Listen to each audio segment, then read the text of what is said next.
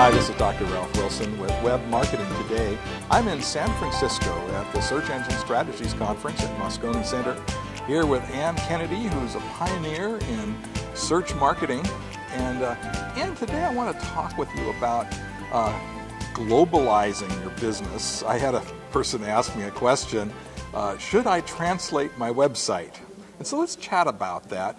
Why might it be important to translate your website or try to extend globally? Well, first let me say I'm delighted to be here, and I'm really glad you asked me that question because I get asked that question a lot.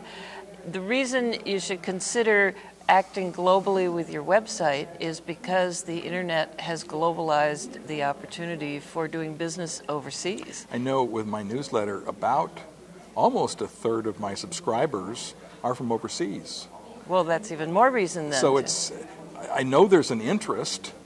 So should I translate? Yes, let's go back to that question, because the real bug word in there, the buggy word that we don't want to do is you cannot just translate a website.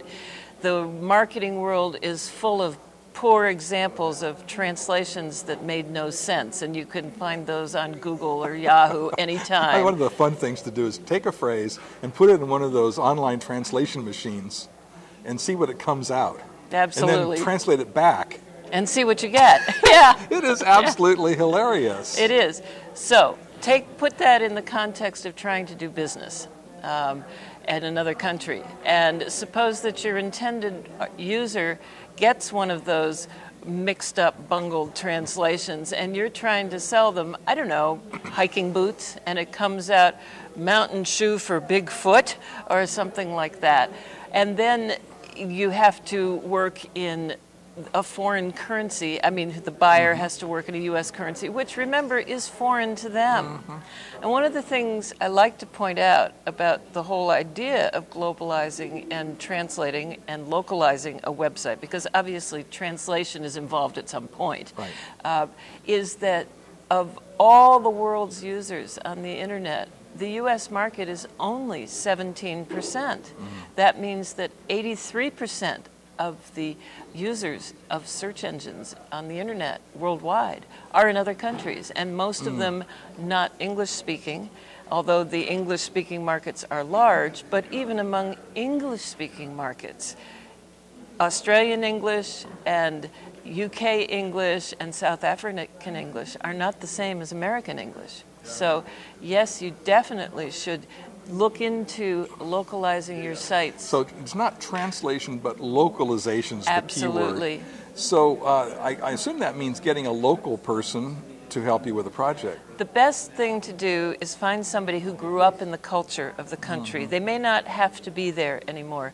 We have people with us, working with us, who, for instance, grew up in Brazil, but also have lived in Portugal, and so they're able to handle the Portuguese for both countries because they know both cultures. But you really need someone that has lived in that culture, and it goes beyond just the phrases and the words. It's, for instance, in Germany, German shoppers want to see a lot of security, whereas Swedish shoppers want to see a lot of customer service. So it's really about the culture, because if you remember, our point is to get our, whatever it is that we're selling, get people to buy it. And we can't do that by pushing our cultures on them. We can do that by understanding their cultures and making it work for us. I heard something kind of strange, that websites in China, Chinese websites, need to look more cluttered than Western websites. That, again, is what they're used to in China. Remember, is it 330 billion people? You know, they're used to crowds. And also, one interesting thing about that, in the last year or so, Baidu, which is the leading search engine in China, not Google, Baidu has cleaned up its interface quite a lot. It's looking more Google-esque, if you will, and which is kind of amusing if you think about it. But they have made their pages cleaner. Baidu used to have the first 3 pages were all paid results. Now they've segregated the paid results and the organic results. This is a big change with how things are done in China.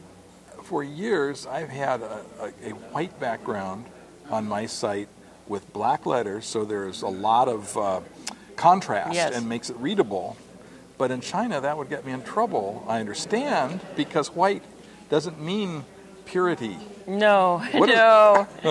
I forget about China. White means death Yes, in China. and in India it's the color of mourning, and so those are all sorts of things. One of the we find this even in Europe. People tend to think of Europe as a monolithic market. Well, it's not. It's like Latin America. It's 16 to 20 different countries, and the in Europe, in the Netherlands, orange is a great color. It resonates. It's the Queen's color.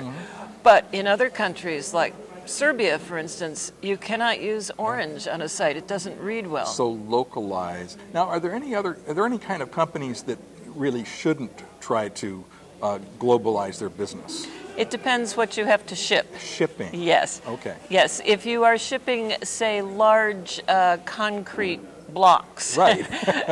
you probably want to not try and you want to keep your market much more local. If you're shipping 50-pound bags of dog food, things like that. But if you think about how many things can be shipped, can be easily marketed overseas, downloadable software, clothing, costume jewelry, things like that. Yeah. Well, thanks for chatting with me about this. Tell me about your business and what you do. What we're doing now, it's really exciting.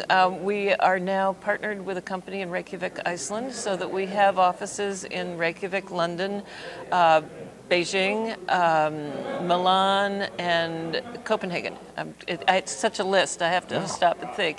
And we do now do SEO in 20 languages in 40 plus countries.